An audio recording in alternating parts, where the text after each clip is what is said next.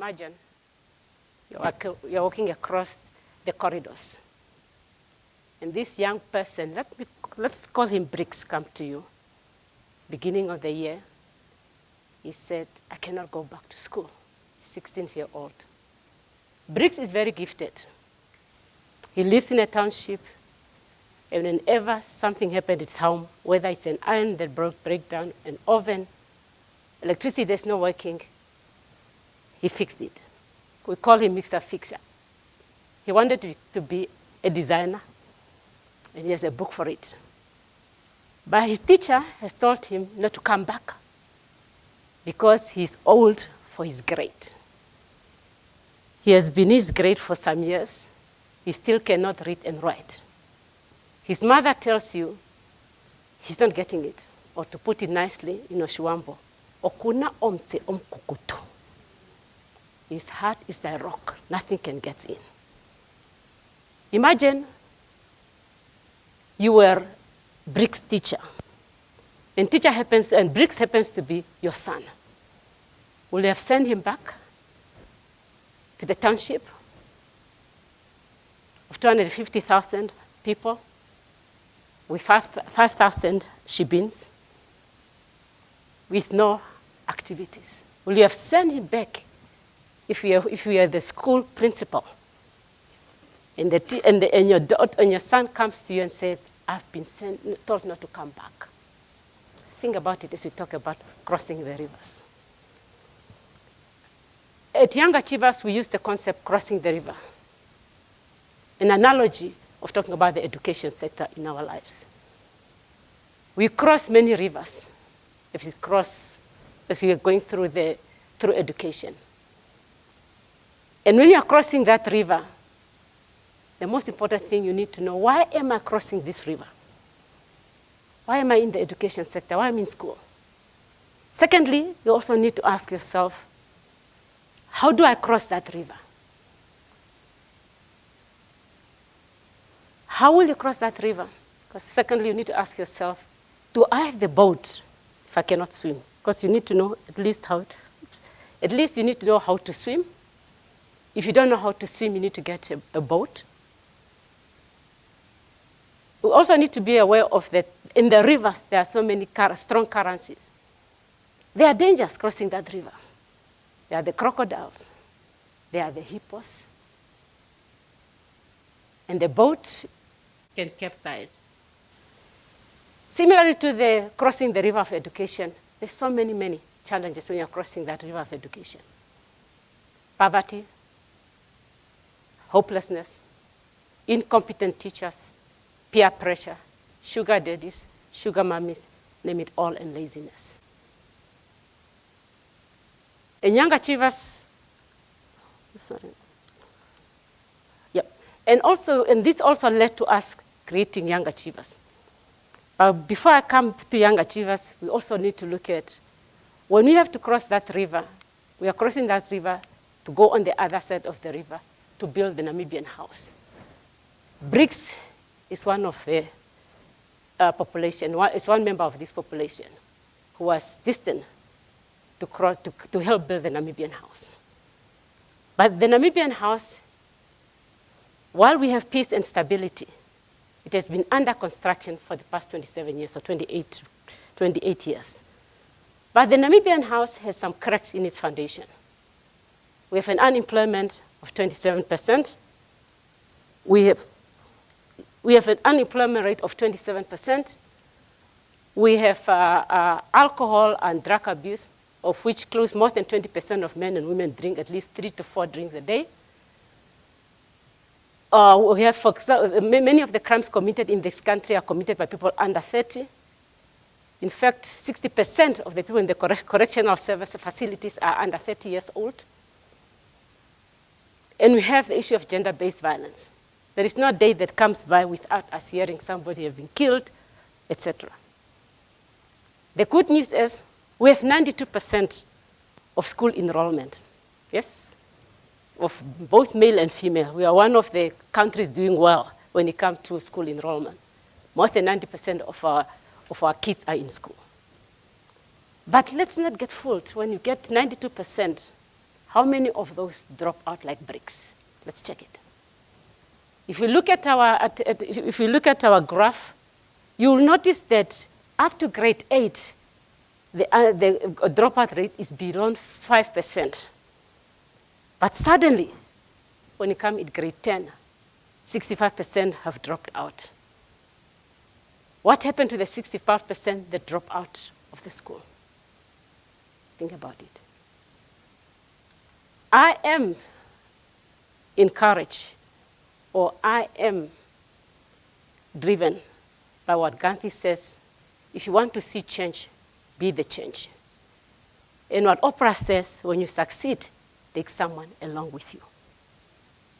My name is Pandu, Pandoleni Hailonga Fandek. I was born and raised in Katutura. For some people, when they hear the big Katutura, they all think about Ruihoho and the Bende. Katutura is a neighborhood that I credit for who I am today. I was raised by people who installed in us the values of respecting one another, caring for one's community, and making a difference wherever you are. As a child, I loved books. I really wanted to read. The first book, I still remember the first book. I think I was in standard 2. I was probably, can't remember, probably 10 years old. And I remember reading the first book in Oshuambo, Uyuni Unkwana Mpiyuka by Hans Namuhuya. That's probably the only copy. Yeah, sorry. It was the only copy in our house. But because people realized that I loved books in my neighborhood, most of them were domestic workers. They would bring books to me. And through books, I traveled the world. I went in people's homes. I went in neighborhoods, in community. And I escaped. It helped me escape my reality. And I realized there was a world bigger than my neighborhood, the so-called Ovamba location, for those who know Katutura. We are from the Turas. It was the sorry state of our education system, especially in the 90s and 2000, that makes me act. At that time, most of our young people were dropping out of school. If you talk to somebody between 1999 and 2000, schools couldn't even produce grade 10. The parents, those who have money, many of them with money, shipped their kids to South Africa to finish high school. And I had to ask myself, what can I do?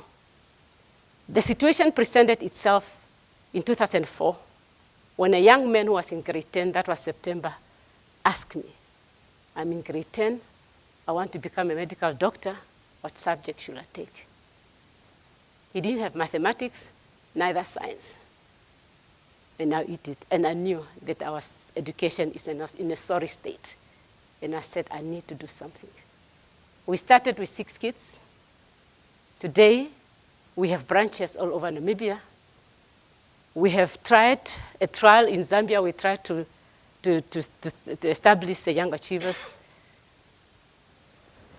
And you ask ourselves, so why am I talking about this youth group? And I always talk about it, that it's one youth group that I boast about it, and I say we're one of the most successful young youth group in the whole Namibia. Because you may ask, how did we do it? It was not about me, because I was a vehicle that God uses to empower young people. First of all, what we did, we focused on having a vision. Many of the people, even if you go and do your research and you ask many young people, you say, why are you in school? What do you want to become? They may say that I don't know. At Young Achievers, we focus on saying that you need to have a vision, because without a vision, you'll perish.